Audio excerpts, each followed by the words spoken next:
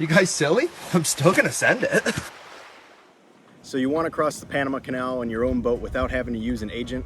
It's super simple and can save you between $300 to $600 by doing it yourself.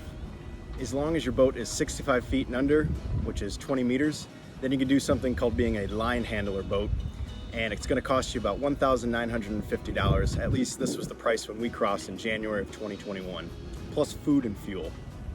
Basically everybody speaks English that works for the canal, so it made the process super smooth, and we didn't have to fall into the trap of having to get an agent and spending that extra money.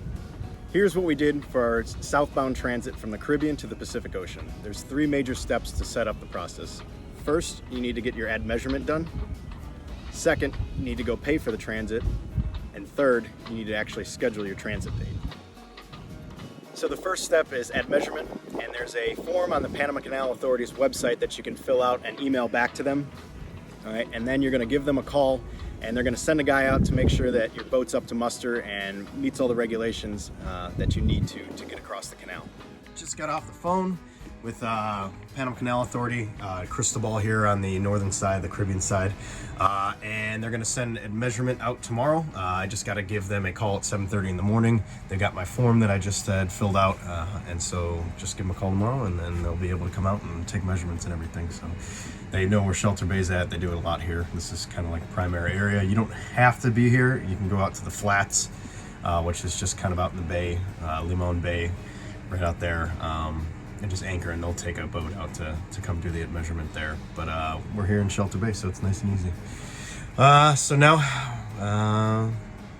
yeah, well, we wait. And then just woke up 7:30 to make a call to add measurement. They said they'll be here today, and I said, well, when's that? And they said between 8:30 and 12:30 p.m. It's kind of like the cable company. They just expect you to kind of sit around. So they're gonna come down here. They're gonna start measuring the boat, and yeah. Should be good to go after that, and be able to make our payments. So pick up the boat a little bit, because I don't know if he's actually going to inspect anything, but we'll see. So all this contact information, these phone numbers and email addresses that I'm giving you, I'll make sure to put it inside of the comments and description below to make sure that you guys have the information if you're trying to do it with your own boat. So when the ad measurement guy came, he measured the entire length of the boat, not just the length overall that you normally see for just the what's attached to the hull, but like the solar panels we have kind of hanging off the back. If we had our dinghy hanging off the back, he needs to get that total amount, so that way they can put it into whatever equation they have at the Canal Authority to make sure that will fit with the other boats. So doing right now, we just got measured, and we got to go through a bunch of paperwork. Yep. So getting there. So surely, but here's the first step. Get measured, then we go pay, and then we set our date. And then we let our line handlers know when to come down. Yeah. So then he went over a checklist with us, as you can see, and it basically covers: do you have nav lights? Do you have a working horn? Do you have a working head? You're supposed to have a holding tank, things like that, etc. Then his next question was if we had the proper amount of fenders and lines. Fenders he didn't specify, you just kind of need enough to put on the side. We want to get some bigger ones than the ones we had. And then we need to have ×4 125-foot lines, and they can't be less than 7/8 inch diameter, and they can't be greater than 1.5 inch diameter. And so we had a contact number that we found online for a guy that would be able to provide all of this for $140 for the 2 days of the transit. All right, so there's another requirement of 5 people total. That's 1 person to work the helm, and then 4 line handlers. All right, and these can be rented people. If you're doing this by yourself solo, you can rent locals, hire out locals for about $100 to $200 a day. Otherwise, you can bring family and friends down. They can be your line handlers. There's no real requirement for experience or anything like that. We didn't know at the time, so he didn't check us off on our sheet. But we ended up getting 1 friend to come down, and then we needed to find 2 more, and we didn't want to have to pay. So luckily, we're at Shelter Bay Marina for this entire thing. And so we were able to ask on the cruiser's net that happens every morning, and then there's a bulletin board as well asking for somebody that wants to do it. We ended up getting a couple that was going to bring their boat through about 2 weeks after we brought ours, and they wanted to see how it's done first to make sure there's no hiccups when they went through. So this is pretty common. Also heard a rumor that if you start talking to some of the hostels in Panama City, There's a bunch of backpackers that are looking for the experience that would like to do it for free. With the people that you hire though, you're also going to have to pay for their transportation to and from. So save you some money there. There's a lot of free options to do it. You can also go on the Panama Cruisers Facebook group and post inside of there, and you'll usually find somebody willing to join. All right, finally, he went over the 4 different ways in which you can go through and transit inside of the locks and how your boat's positioned as they're rising and falling with the water levels. All right, so your first one's going to be on the sidewall, and that's going to be a bow and a stern line tied up to the side of the lock. So the sidewall is what we've been told is probably the worst one to do, just because you're on the concrete wall, and even if you've got fenders, you might be scraping up against the side. So then the second one you can do is a tug, and if another tug happens to be going through, you might be allowed, based on what the advisor tells you, to tie onto the tug. All you need is bow and stern line and a spring line tied onto the tug, and then they're the ones actually doing the lines on the lock there, so you can kind of sit back and watch and not have to worry about your boat getting hurt. The third one, and this is the most common, it's called nesting, aka rafting, and that's where other boats, other yachts, monohulls, catamarans, or whatever under 65 feet will be inside of the lock at the same time, and you'll raft up together, and depending on where your position is in the raft, if you're in the middle, you're not going to have to do anything except drive. If it's like 3, or you could be on their port or starboard, in which case then you're going to have to use 2 line handlers and 2 line to be able to do that. And then the final one that you can do is just center of the lock, center channel, and that's where you're going to use all 4 of your line handlers, and everybody's going to be adjusting the lines as you raise and lower with the water. So those are going to be your 4, and your advisor will tell you which ones you can do. You kind of have a choice, but you kind of don't at the same time. And I'll get more into exactly who your advisor is and what their role is a little bit later on. So after that, we signed a few papers, some waivers and whatnot, and then we got our ship number, our transit number, and that's what we used going forward to reference exactly what our boat was and what day we were going to be going through, and they tracked everything through that. Also, a little disclaimer, we don't have insurance. We don't sail with insurance unless we're forced to get it for a couple days or whatever, which we haven't had to do so far. But they didn't ask anything about it, so if you don't have insurance, you're pretty much good to go through, just FYI. And then after we signed all those papers, and our agent gave us a sheet of paper that he told us our next step was to go make a payment to Citibank in Cologne and to pay the Panama Canal Authority for the transit, and so we were just supposed to hand that to them, and they were going to take care of it. So that brings us into the payment section. All right, so like I was talking about, it's about $2,675 that you're going to be paying directly to the Panama Canal Authority. $891 of that is going to be a reserve fee, kind of a buffer fee, in case you break down inside of the lock or inside of somewhere in the canal and they have to hold you overnight to pay for certain things, or you smash into something or break something that is part of the canal. That's going to be their retainer, just in case they need to pull that out of that. If you don't do anything and everything goes smoothly, you should get that back in 60 days, less $25 for an international transfer fee to a listed out bank account. All right, so you're going to be paying everything inside of US dollars. So they have the Balboa here, and everything's priced in Balboa. It's like a period slash with a big B is their symbol. But it's tied to the US dollar, and it's basically using the US dollar. They have their own pennies, nickels, dimes, half dollars, and dollar coins. But then you can also use all US coins, and then all the bills are United States bills. ATMs shoot out US dollars, so just FYI. But everything is going to be in US dollars. Kind of makes sense. We built the canal, and we've had a lot of influence on the country here. All right, guys, we got the ad measurement done today, early this morning. So now we are heading into Cologne. We are going to pay $2,675, and then we can schedule our appointment to go through the canal. US dollars. Must be US dollars. They don't want Panamanian for some reason. Even though the exchange rate's the same. Yeah, it's 1-to-1. But last vestige of us owning. But we're excited. Get to Cologne, check it out. Hopefully, they said it's pretty dangerous. So yeah, they said don't even don't venture off the beaten path. But we will we'll play it by ear. See how it goes. It's gonna be a fun adventure. But yeah, getting closer to getting a date. This is the authority of Panama Marina. Pretty cool.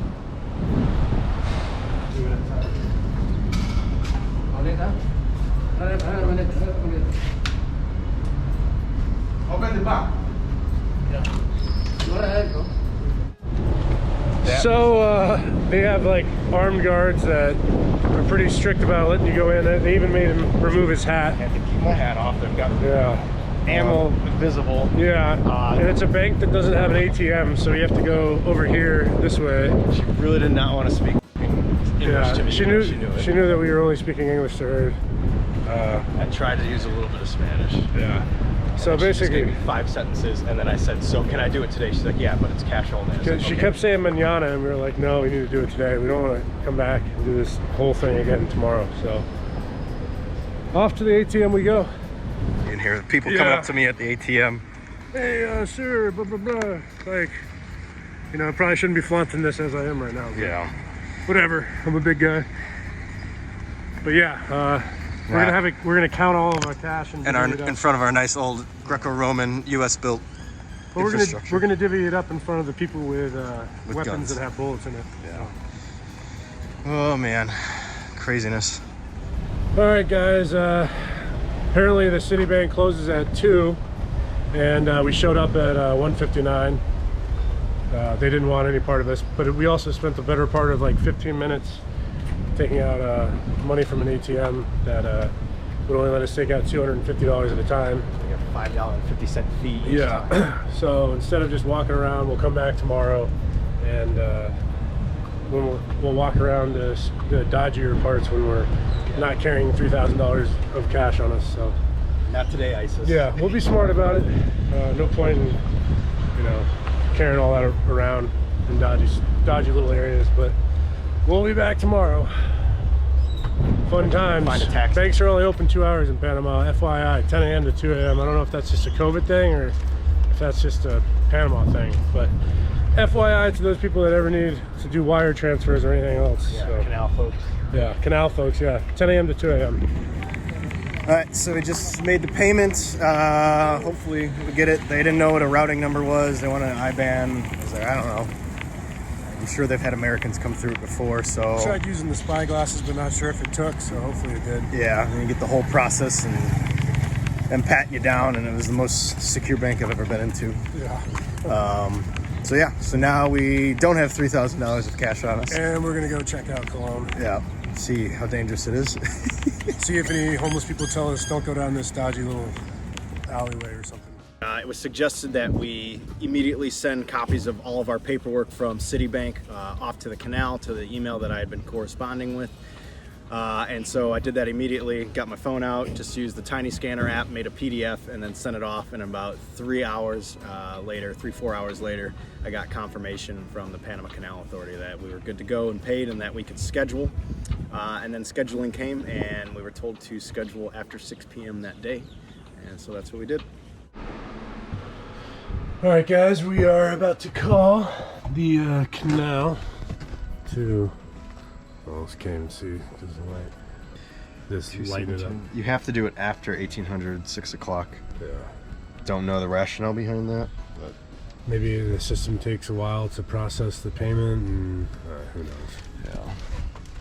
Trying to give them excuses as to the rationale behind it. Spending, I don't know, $1 a minute on this. Yeah.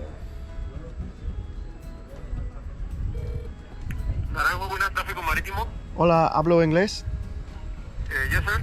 Hey, I just made a payment today for our canal transit. Was trying to set up a schedule for our handline vessel to do the transit. Do you have the Panama Canal SIM number? Yes. Identification number? It is 602 Sorry, 602 042. Sorry, sir. Can you repeat again? The communication was a little bit broken. Sorry. 602. Sorry, still I cannot hear you. What is the name? Jason Kruger. No, for the name of the hotline. Full send. Full send. Full send, I got it here. 6020424. Correcto. 6020424. Okay, when we're trying to transit today, we have to handle the hotline. The 21st of January. 21st. 21st. Does that work? Is that okay? Yes, right now there is no one in that day, so you can transit on the 21st. Perfecto.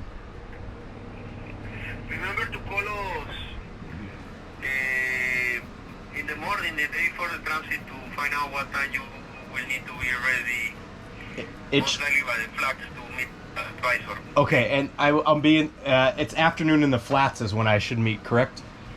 Affirmative. Thank you. Good day, be here. All right, bye bye.